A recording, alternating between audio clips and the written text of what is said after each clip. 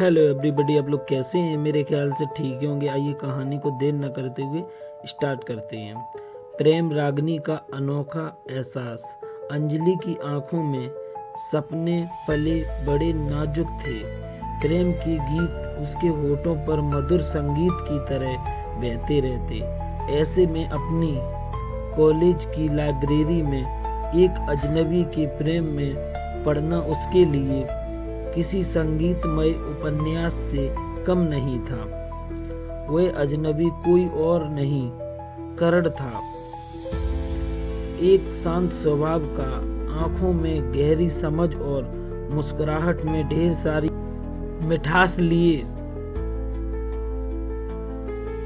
अंजलि को पहली दफा करण तब मिला जब एक किताब को लेने के लिए दोनों ने साथ में हाथ बढ़ाया। किताब पर उंगलियों का स्पर्श महसूस होते ही दोनों की निगाहें मिली और उस लम्हे ने उनके दिल की तारों को जैसे छेड़ दिया। दोस्तों, कहानी में अगर मजा आ रहा तो कमेंट करके जरूर बताएं। दिन बीतते गए और लाइब्रेरी की यह छोटी सी मुलाकात बेंच पर बातों में बदल गई।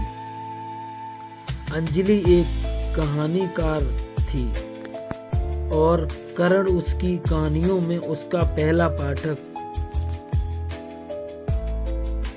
एक दिन अंजलि ने करण को अपनी सबसे खास कहानी सुनाने का निर्णय लिया।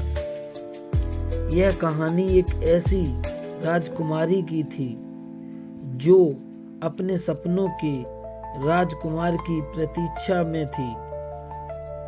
कहानी सुनकर करण की आंखों में जो भाव उमड़े, उसने अंजलि के दिल के सबसे गहरे कोने को छुआ।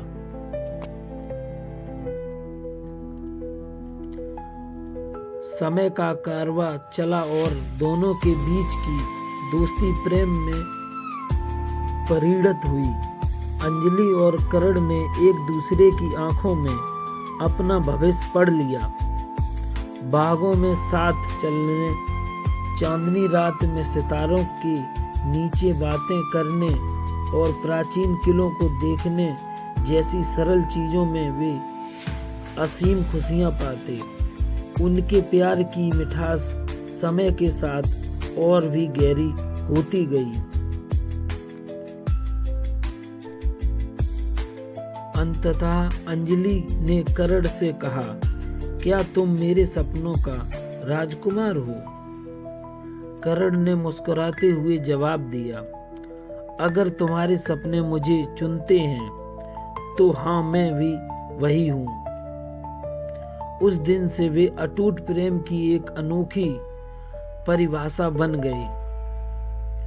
उनका प्रेम संगीतमय हो गया, जिनके हर स्वर में आत्मीयता और विश्वास की धुन थी। अंजलि और करण का प्रेम संसार के सब बंधनों से परे था। जब भी वे साथ होते, उनके चारों ओर का माहौल ही बदल जाता। चाहे वे बातें कर रहे हों या एक दूसरे के साथ चुपचाप बैठे हों, उनका प्यार अनकही भाषा में बातें करता। करण अंजलि को हर रोज एक नया सरप्राइज देने की सोचता। कभी वह उसके लिए गिटार बजाता तो कभी उसकी पसंदीदा किताब से प्यार अनशन को चुपके से उसके बैग में रख देता। अंजलि भी करण के लिए अनोखे उपहार बनाती।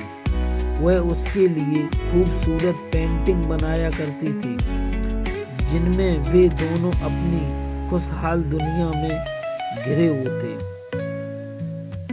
जब भी शहर में बारिश होती, वे दोनों चुपचाप किसी छतरी के नीचे खड़े होते और प्रकृति के इस खेल को निहारते।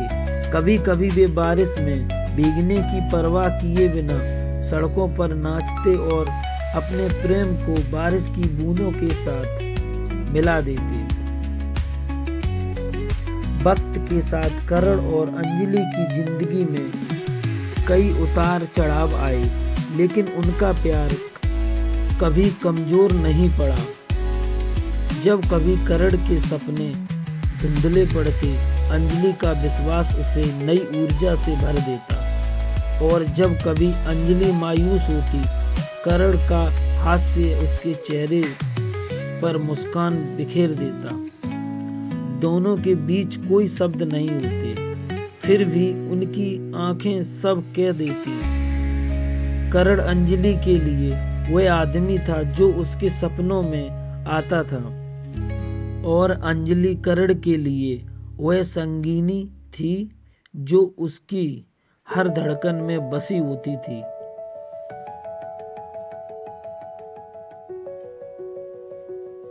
करण ने एक दिन फैसला कर लिया कि वह अंजलि को अपने प्यार का इजहार एक खास तरीके से करेगा। उसने अंजलि को एक नाव के सिर पर ले जाने का निमंत्रण दिया, जिसकी कोई भी लड़की सपने में ही कल्पना कर सकती थी। सुनहरा सूरज ढल रहा था और पानी पर उसकी लम्हियां बिखरी हुई थी। नाव के बीचों बीच एक खूबसूरत टेबल सजा था। अंजलि जैसे ही नाव पर चढ़ी, करण ने उसका हाथ थामा और उसे टेबल तक ले गया। नाव धीरे धीरे झील में बढ़ने लगी और प्राकृतिक सौंदर्य से भरे वातावरण में उन्होंने साथ में खाना खाया। करण ने टेबल के नीचे से एक छोटा सा वृंदावन निकाला, जिसमें एक सुनहरी अंगूठी चमक रही थी। उसने अंजलि की आंखों में देखते हुए कहा, क्या तुम मेरे संगीत की धुन बनोगी हमेशा के लिए? वह लम्हा इतना जादुई था कि अंजलि की आंखों से खुशी के आंसू छलक पड़े। उसने अपने दिल की गहराइयों से हाँ में सर हिला दिया। उस दिन के बाद से अंजलि और करण की जिंदगी एक संगीत की सुंदर रचना बन गई, जिसमें हर नोट प्यार और समर्पण की गाथा सुनाता था। वे साथ में जीवन के सुर और ताल को समझते गए और एक दूसरे के साथ हर पल को खुशियों से भरते गए। उनकी प्रेम कहानी ने सिद्ध कर दिया कि सच्चा प्यार सब परिस्थितियों में खिलता है, और हर कहानी में प्रेम की अपनी एक रागनी होती है। दोस्तों, यह कहानी अगर आपको अच्छी लगी हो तो लाइक कमेंट शेयर करना, चैनल को सब्सक्राइब करना। मिलेंगे अगली कहानी के साथ। बाय बाय दोस्तों।